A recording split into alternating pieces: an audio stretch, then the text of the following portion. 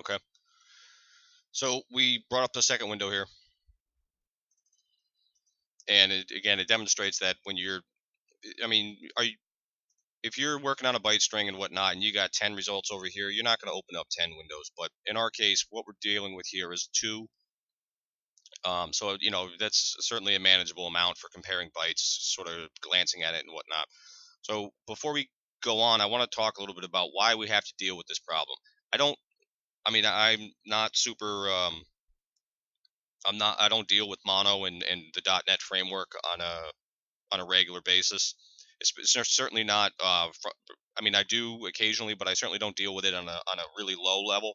And some of the stuff that goes on with Mono and .NET managed code in general is pretty damn technical. And just sort of emulation in general. Do I want to bring that up? Yeah, we'll bring it up.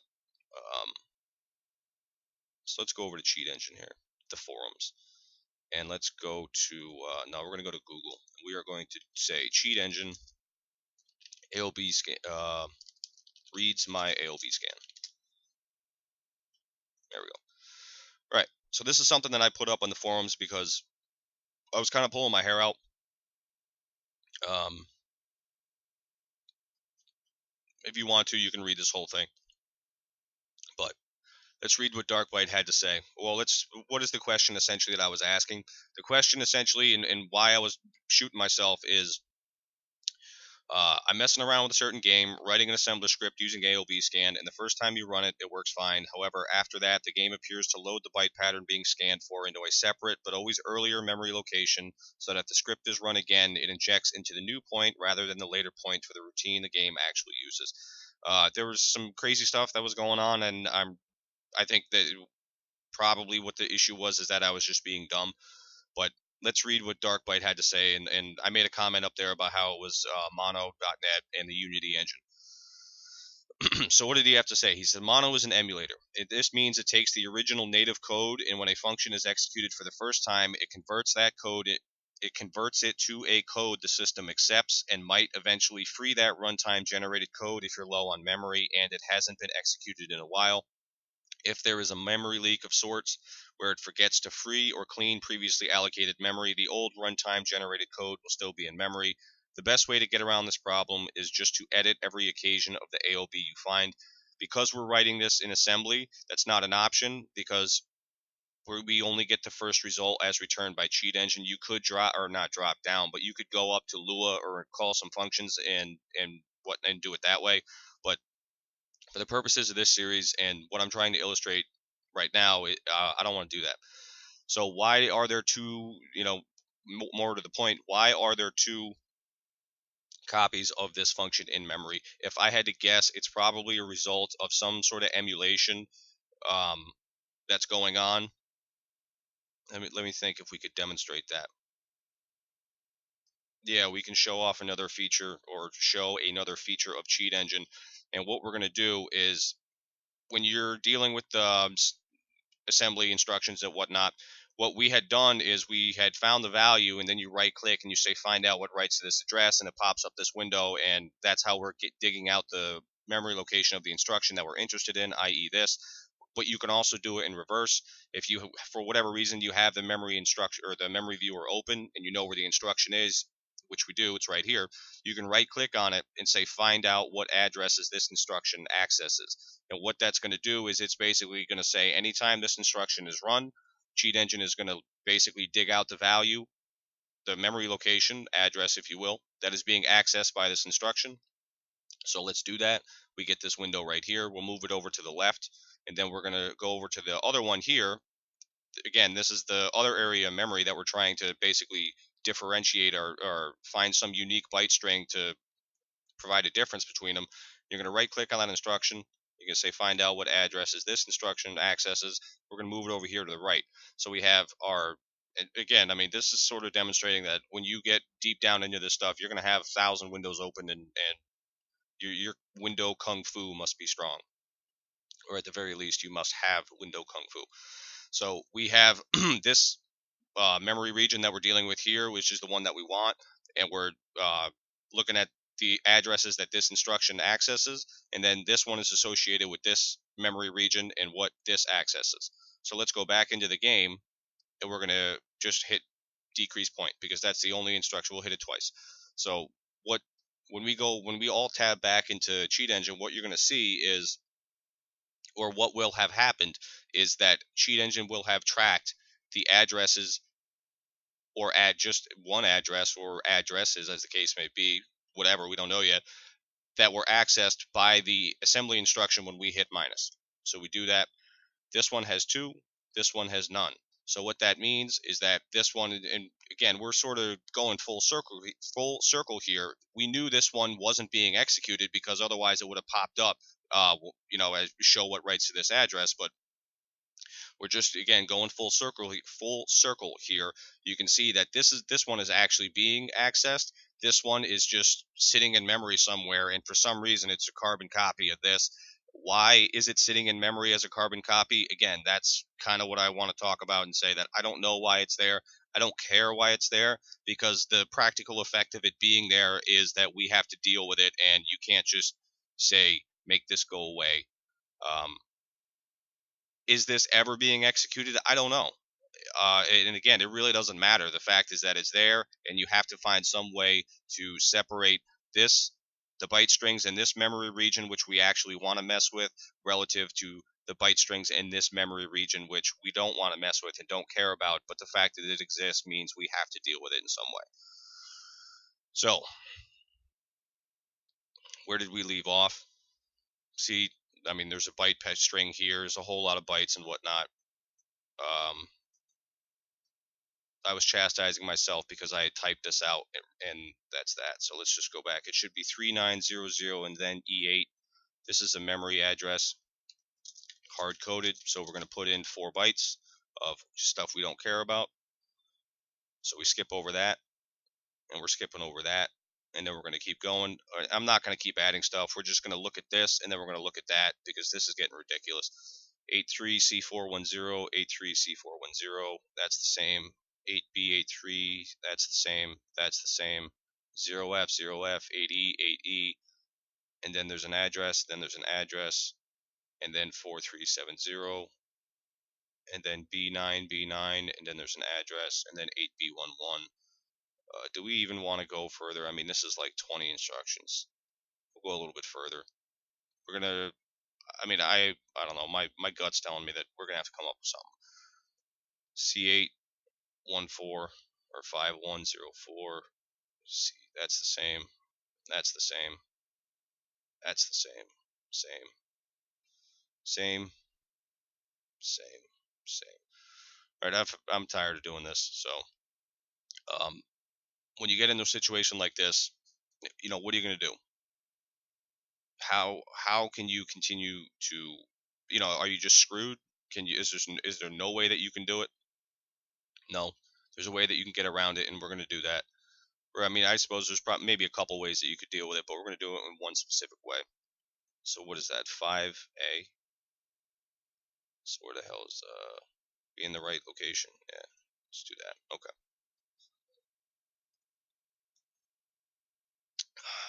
All right.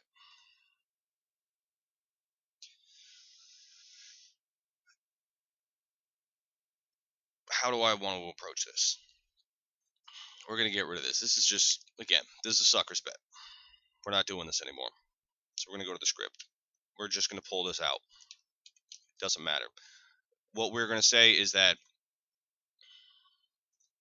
we'll add this, because I want to bring it up on the screen. Is that it? I want to say it's that.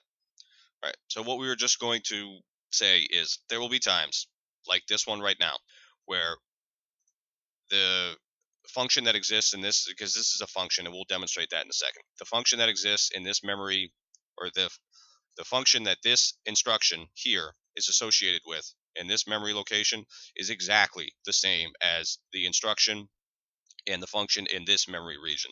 And so what do?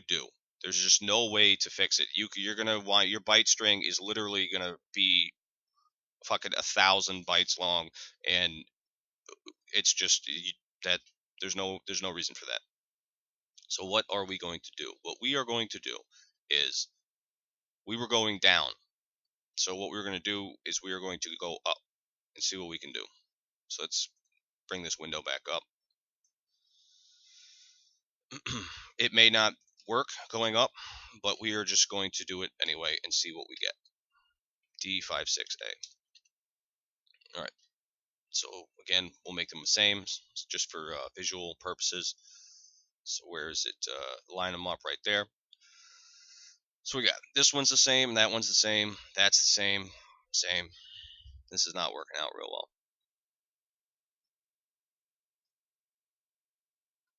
There's a difference, but there's a static or there's a memory location hard coded there, so we would skip it. 00510849.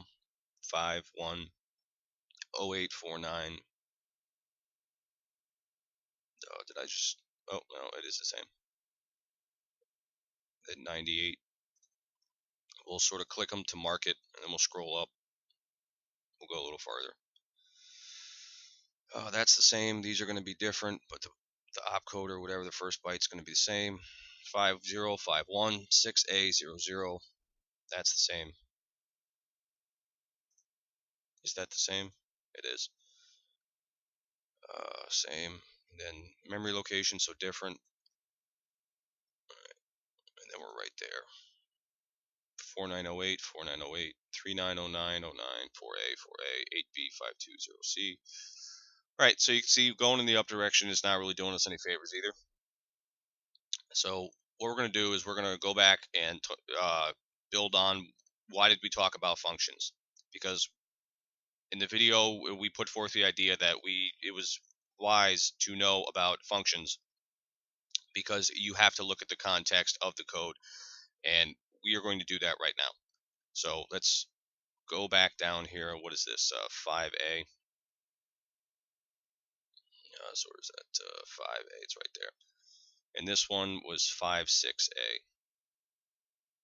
So it's right there. All right, so these are exactly the same. So what we're going to do is we're going to go right click. We're going to go select current function. I'm sure it's huge. We're going to right click. We're going to go to select current function. We're going to scroll up a little bit, and then we're going to scroll up a little bit. So what are we doing? What we're doing is we are looking at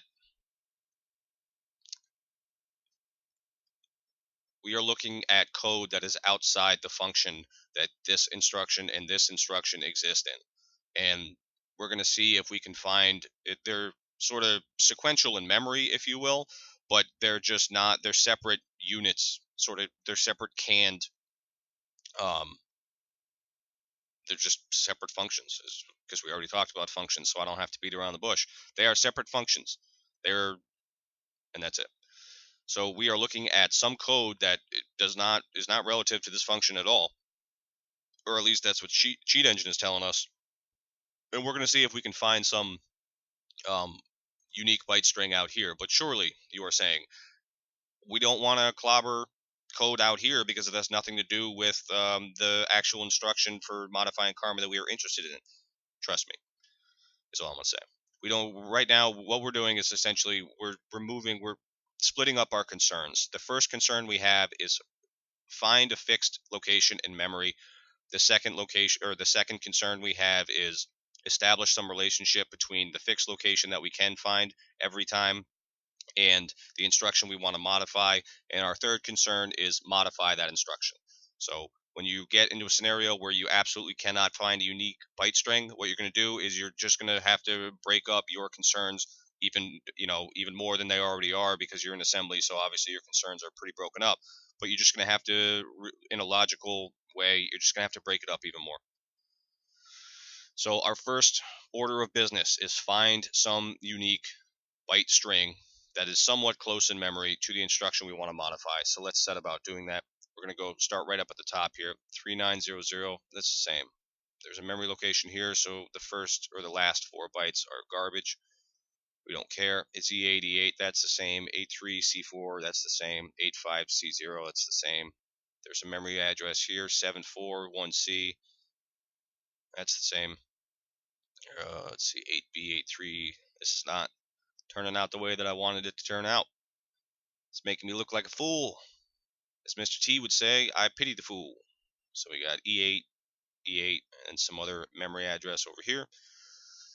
That's the same. E9, E9, same. 8345 C001, that's the same. 8B, 8394, that's the same. Son of a bitch.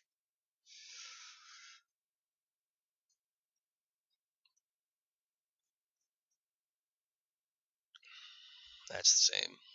And then there's a jump.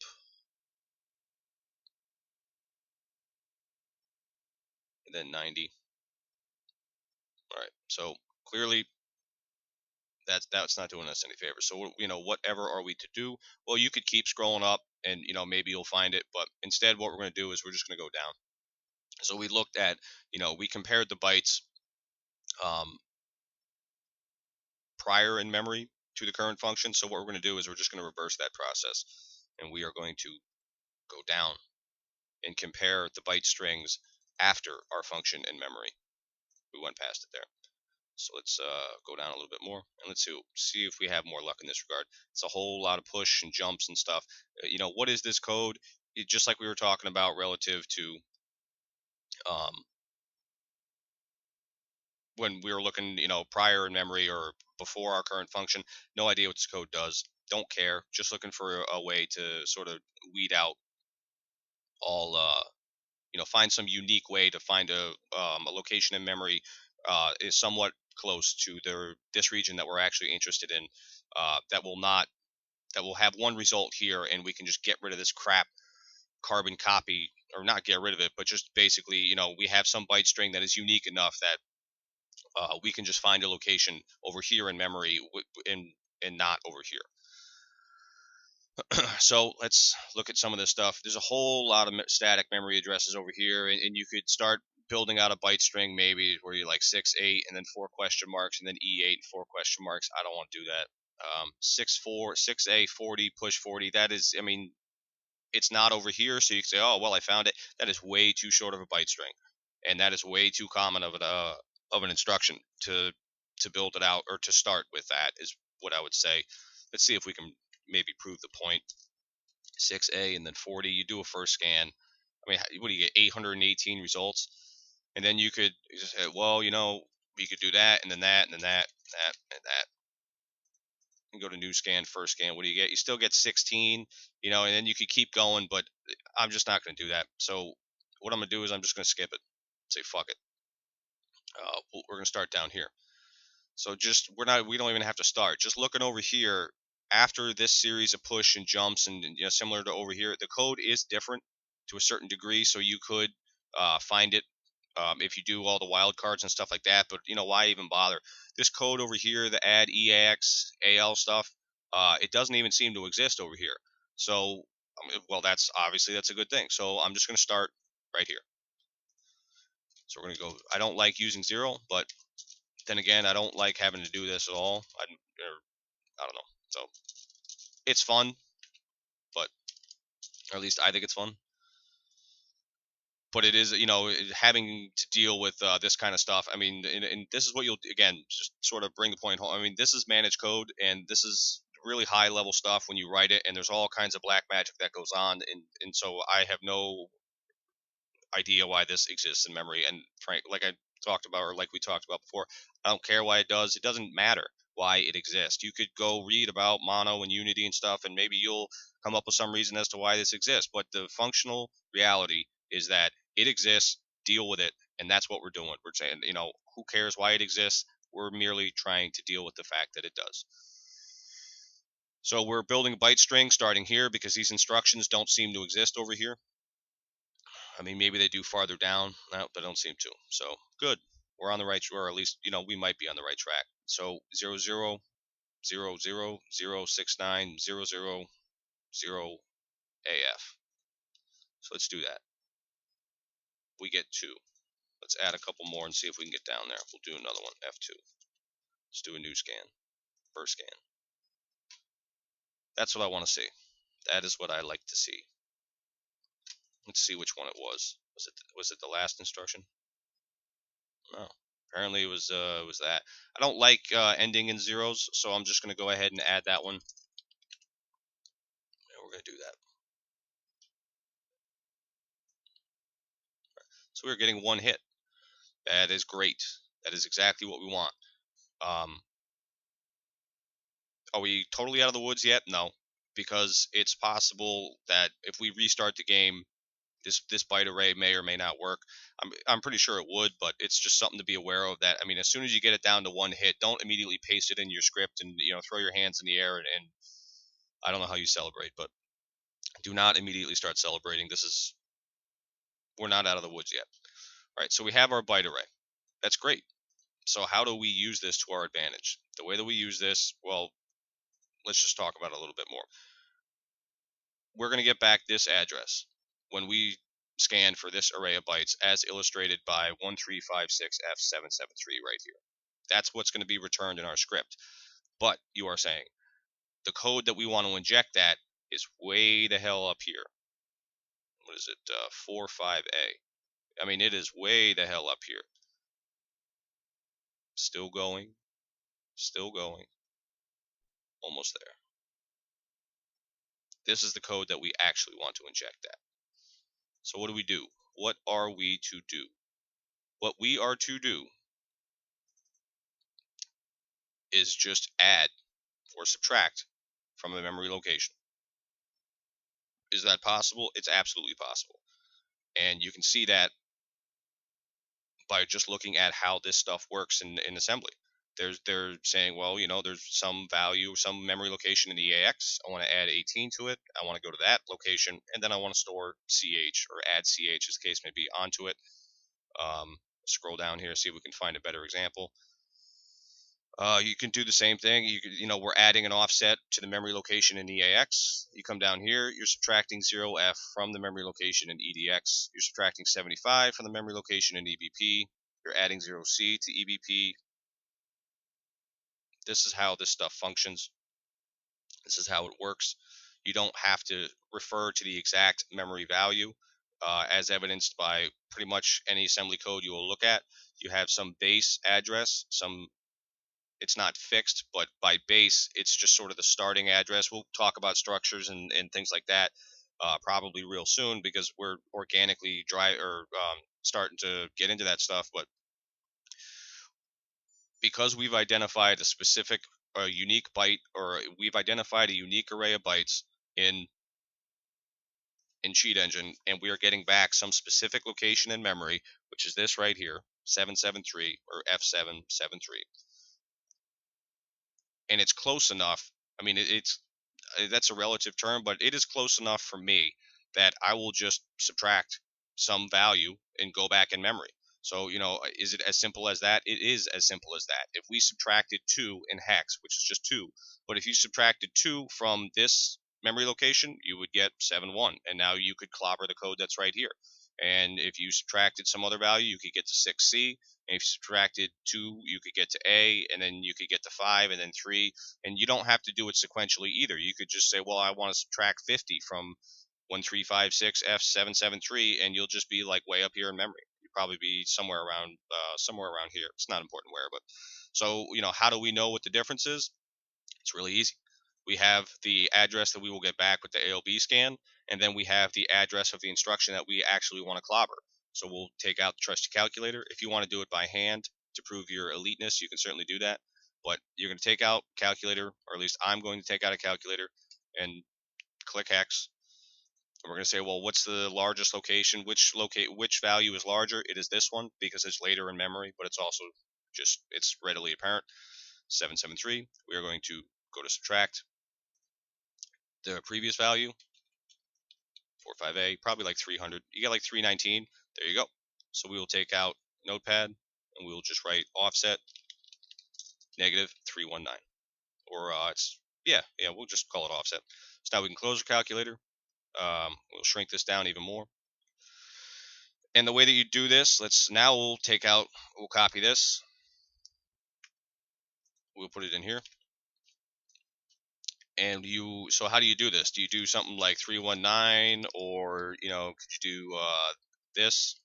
You could maybe get away with doing that. I doubt it.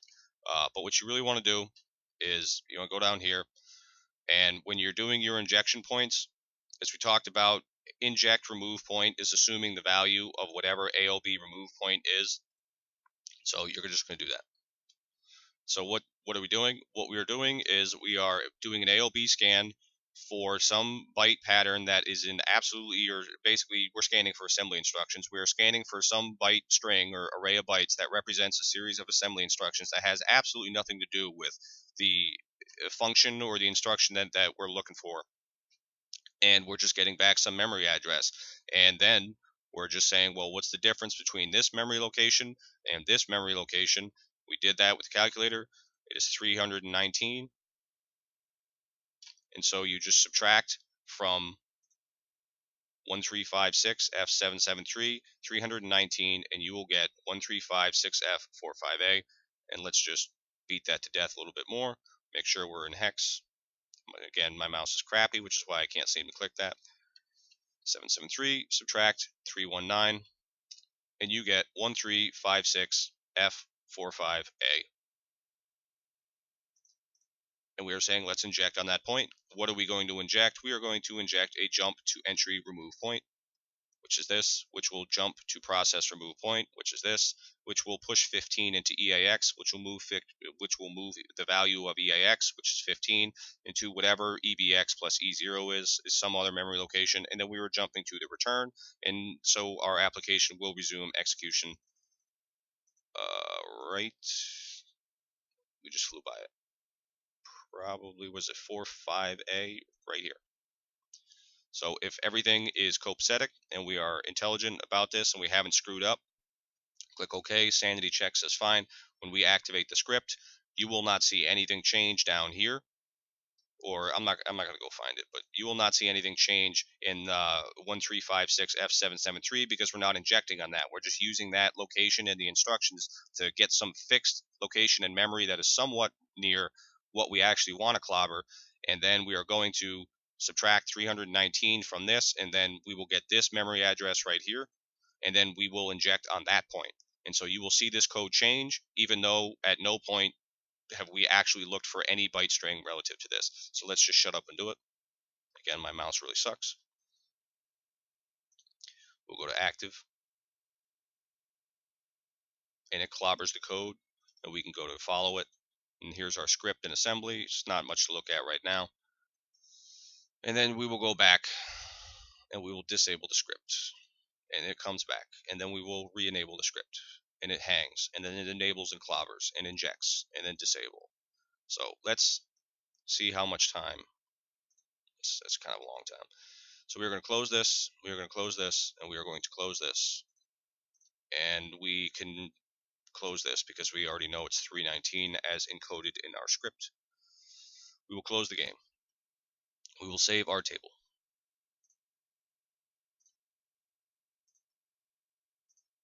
We will close that.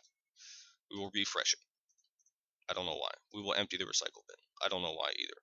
Get rid of that stupid video. Let's open up the game.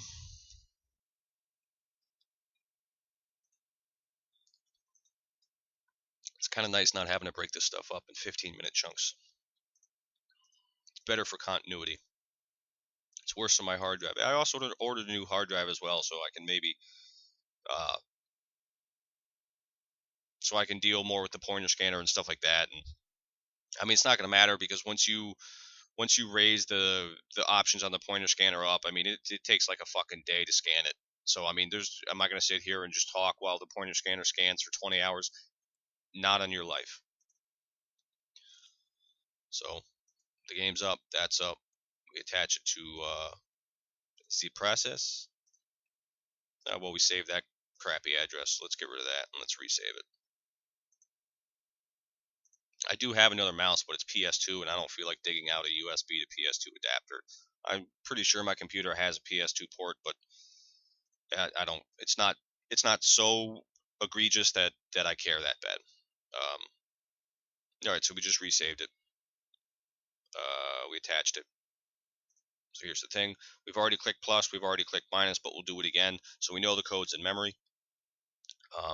So a way that I kind of like to test this stuff is I'm not going to immediately activate the script. I like to sort of go through it manually. I like to sort of go through it manually a little bit. What do I mean by manually? I mean that I like to do especially when I'm testing out something for the first time and I'm modifying a script, I like to do the AOB scan here first so I can see the results and have a somewhat better idea of what is and what is not gone. So we do the first scan, we get one result. So I'm satisfied with that. Let's enable the script. So it finds it, and we click plus, it goes to 100. We click minus, it should go to 15, and if everything is working well, it does. So let's click plus a bunch of times. It's just pushing 100 in every time you click plus. We'll click minus a bunch of times. It's pushing 15 or 0F, as the case may be, into that memory location. So we will exit, and we'll just close it and close this, and we'll do it one more time. If that game's running full screen, so Cam Studio won't pick it up. So I mean, generally you should do some stuff and juggle some memory around, but I'm fairly confident that we have this right and we can put a fork in this bug. I don't know. We'll do that and that and that. Let's do that. Because it doesn't even matter. We don't need to really find the value. Just stomp on instructions, right? So let's do that, and then that and that, and we will just enable the script. So now we have 100, and now we have 15. 100, 100, 100, 15, 15. Done deal. This is it possible that at some point that byte string will crap out on us? Sure, anything's possible, but I'm pretty sure that we can call this bug fixed. And along the way of fixing this bug, we've shown a technique. Because when basically I hate doing pointer scans and crap like that, so I always go for the AOB approach, and so whenever I end up in a situation where oh well, I can't make a unique enough byte string or something like that, then this is my go-to method. I just like, well, you know what, I don't even care about that memory region or that function that's in memory. I'm just going to go outside that function and find something else. And it does it always work? No, but it's a pretty good way of, or at least I think it's a pretty good way of dealing with it. And we've also shown a little bit of pointer arithmetic and memory math, if you will. And we'll probably stop and go over some ivory tower crap in the next video.